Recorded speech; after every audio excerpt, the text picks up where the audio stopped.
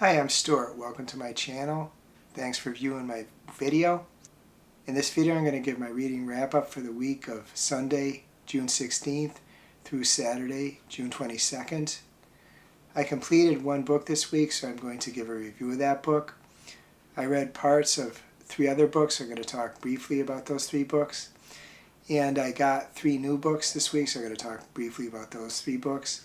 I also got a book subscription box. I'm going to talk a little bit about that. And I'm also going to talk about the latest Wobble I'm working on, and maybe a little bit of other stuff going on in my life too. The book I completed this week is The Mind of a Bee by Lars Chittka. This is a book that I borrowed on Hoopla. This book talks about various experiments to determine the mental abilities of bees. It gives a history of the various experiments from the 1800s to current times.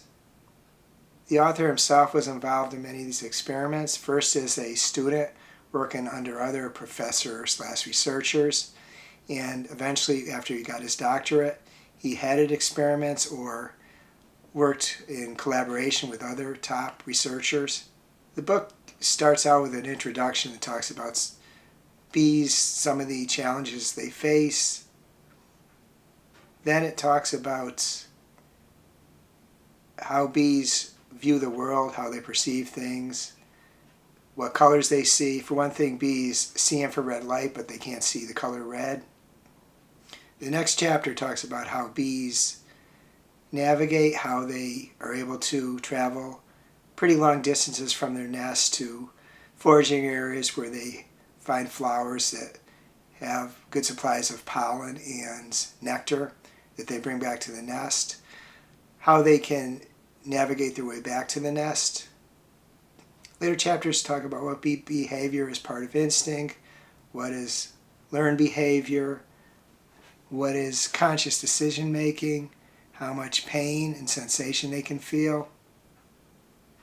The book mostly talks about social bees, honeybees and bumblebees, but it also does talk about some individual bees and wasps. It talks a little bit about ants.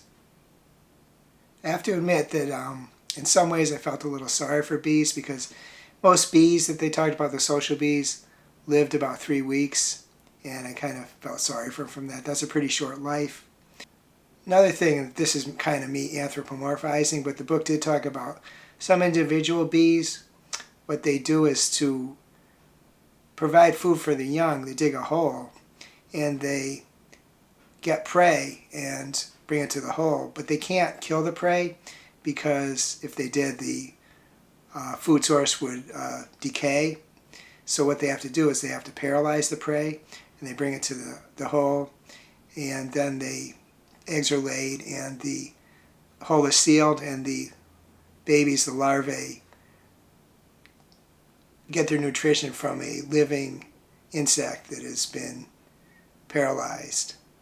And there was another example too, where bee or wasp, what they did is they stung, I think it was a caterpillar, part of its brain, and it didn't kill it, or it didn't even paralyze it, but what it did is it took away its will. So the bee or wasp was able to lead this caterpillar with no will to the hole, and then again, once again, the larvae, the babies, were able to grow by consuming the still living caterpillar. And I know I'm anthropomorphizing, but I couldn't help feel a little sorry for the prey. As with most nature books that I've read recently, the book does end on a bit of a cautionary note. It talks about the fact that the bee populations, the pollinators, are declining, which is pretty well known, although a lot of corporations don't seem willing to do anything about it, or governments. But he does talk about that. He does offer some solutions. He also mentions that if people want to help the situation, provide pollinators themselves, the bees that are people raise in bees' nests, the tame bees, the bees that are raised that way, they don't really help that situation. I guess they are not good for the wild species. So what he suggests is that people go to your say your garden store, your nursery, and they will provide you with plants that are good sources of pollination for bees. And if you do that, then you will attract the pollinators. So that's the way that you can help them, not get raise as a beekeeper and raise a nest of bees. Can't say I would do that myself. I kind of wish that I would, but I'm not really an outdoorsy gardener type. I did struggle early on in this book with some of the science. They're talking about how bees navigate, talking about the various parts of the color spectrum that they could see, and they talked about the particle, I guess, wave duality of light, which at one time I studied, but that was a long time ago. But once I get past the early chapters, I kind of settled in and was able to follow along pretty well with the experiments and what was going on. So I would recommend this book to someone who would like to learn more about bees. Have to be open about the topic. There are those that, even among scientists, are unwilling to admit that any animals, especially an insect, can be in any way have a mind of their own or think on their own or anything like that. If you're a person who is willing to look into such things, this is a good book for you. I recommend that if, like me, you struggle with the first, chapter or two, just stick with it. And it is a worthwhile read. I rated this book 4 stars. Now I'm just going to read a short passage from the book so you get the idea of a writing style. This is from Chapter 5, The Roots of Bee Intelligence and Communication. The famous Austrian ethologist and Nobel laureate Konrad Lorenz thought that the challenges our forest-dwelling primate ancestors faced operating in a complex three-dimensional environment were crucial to the evolution of human intelligence. He proposed that the mental exploration of spatial possibilities, for instance, when decided whether a jump to a nearby tree is feasible or potentially fatal, has the key ingredients of all thought processes, including the most advanced abilities in humans such as language. That's eminently plausible, but humans' ancestors are not the only animals that have to perform complex operations in three-dimensional space. Indeed, we have learned in the last chapter that bees face significant spatial challenges, not just in their natural habitat, but also in the construction of their own elaborate three-dimensional nesting architectures, and that this may involve certain forms of planning. This chapter I will explore the possibility that spatial learning may be at the root of the evolution of bees' cognitive abilities and of a symbolic communication system about spatial information that is unique among all animals. The honeybee dance language. One thing I want to mention too that I forgot to mention in my review is that this is not necessarily an easy field of research. As the author said, this isn't the way to, quick academic fame and success. He even mentions a couple casualties along the way.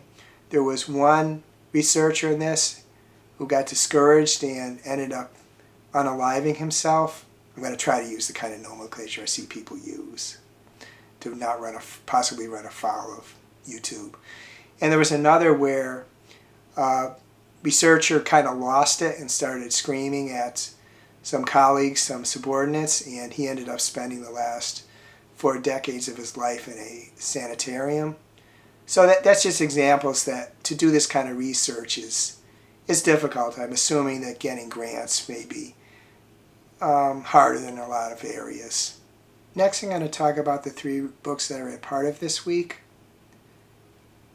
and all of them that I started to read this week too. I hadn't read before. The first is Sea People, The Puzzles of Polynesia by Christina Thompson. Not too far in this book, but I am liking it so far. I like the writing style of the author. She writes in an interesting manner, which isn't always the case with historical novels. It can be dry, but I'm enjoying the way she writes it, as well as the information she's conveying. The second book I started this week is Fourth Wing by Rebecca Yarros. This is a very popular book, both loved and somewhat reviled. I've had it for a little while. I'm enjoying it so far. I'm about 40 pages in, not that far. There are some issues I have with it, but a big thing is that because I waited so long to read it and I watched so many videos about it, I do know something quite important about how it's going to go. But I don't think that will really take away from my enjoyment. If I do like this book, I will get the second book quickly and read that so that I lessen the possibility of learning about it. But we'll see how this goes. The final book that I started to read this book is Nancy Drew Diaries, number 25, What Stays in Vegas by Carolyn Keene. This is a book in a long series, which I guess you could tell by the number 25. They're fairly short. I quite enjoy them. They're quick reads, and I do like the characters. I'm only a little ways in this one. This is the kind of book I like to read to give me a little respite from perhaps some more serious books that I read. Now I'm just going to briefly talk about 3 new books I got this week. The first is Hearts on Thin Ice by Katie Kennedy. This is a sports romance, specifically a hockey romance. I have not, to my memory, read any sports romance, so this will be kind of interesting. I am a former hockey fan. I don't follow it anymore, so it'd be interesting what I think of that aspects of the book. And hockey romances are quite popular amongst these sports romances. And the second book is one I already talked about because I started reading it, is Nancy Drew Diaries, What Disappeared in Vegas. Nancy Drew Diaries, number 25, What Disappeared in Vegas. That one I also got this week, and as I said previously, I've already started reading it. And before I mention the third book, I want to talk about what led me to purchase this book. A little while back, maybe a couple weeks ago, Justin at Trample Reads did a video where he talked about he wants to read some philosophy books, and he presented some of the books he wants to read. And I found that interesting, but in the comments I said that I look forward to hearing what you think of these books, but I not really planning to read any philosophy books myself. So of course, a little after that, I went on Barnes & Noble and clicked in the philosophy section. And I looked around a bit, and Justin is going to read Western literature, the classics, first, and he said after that he might read some Asian philosophers. But my eyes kind of fell on a book of Asian philosophy, and that's this book here, The Art of War and Other Classics of Eastern Thought. The Art of War I've heard about. It's a pretty famous book. The others not so much. I'll show the back so you can just take a look at the other parts of this book. And so this is kind of going to be an interesting departure for me. And so of course I can read it in small bites if I want, which is what I'll probably do.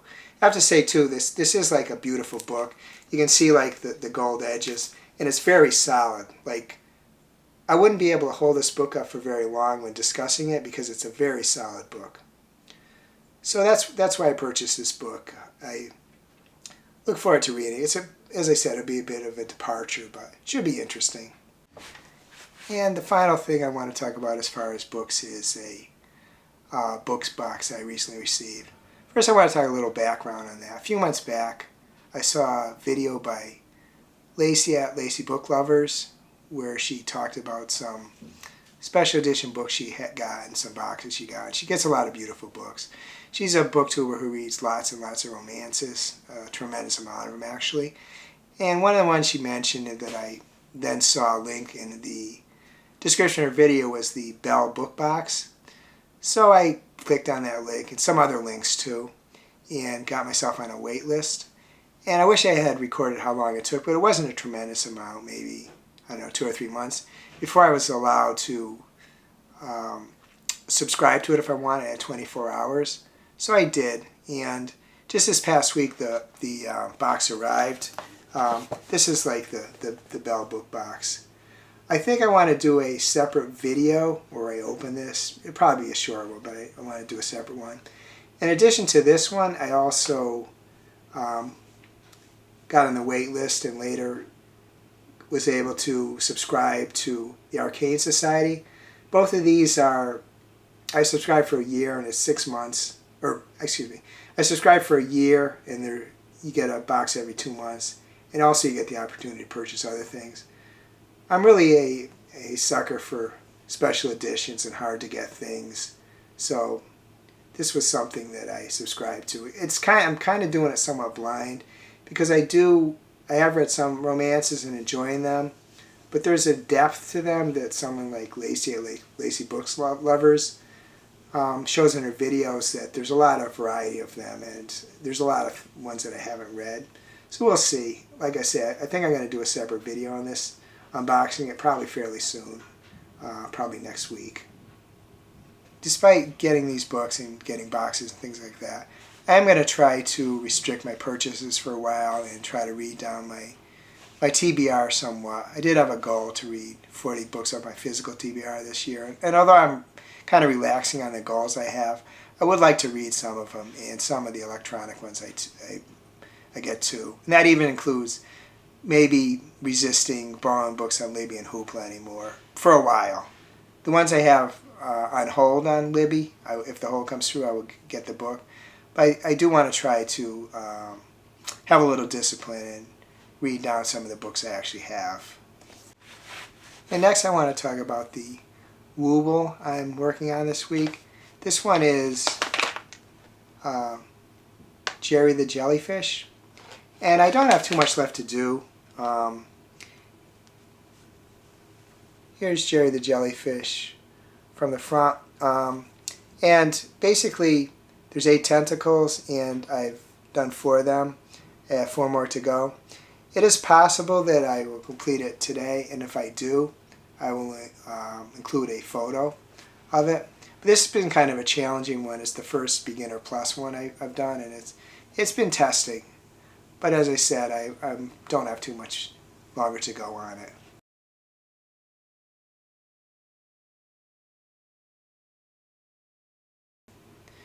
Other than that, this past week I watched some WNBA. I watched some WNBA games. The other things I do, like a couple times a week, I visit the local mall and I walk. It's been really hot here the past week, so it's especially good to walk at the mall. The kind of weather we're having. When I say here, that's Connecticut. And went out to eat at a few restaurants. On Thursday mornings, I meet a friend for breakfast at a local restaurant. So I kind of have my routine. And of course, I watch a lot of YouTube videos, mostly Booktubers, a few others. Listen to a little music. I'd be interested in hearing how your week went. If you would like to, let me know. Please reply in the comments.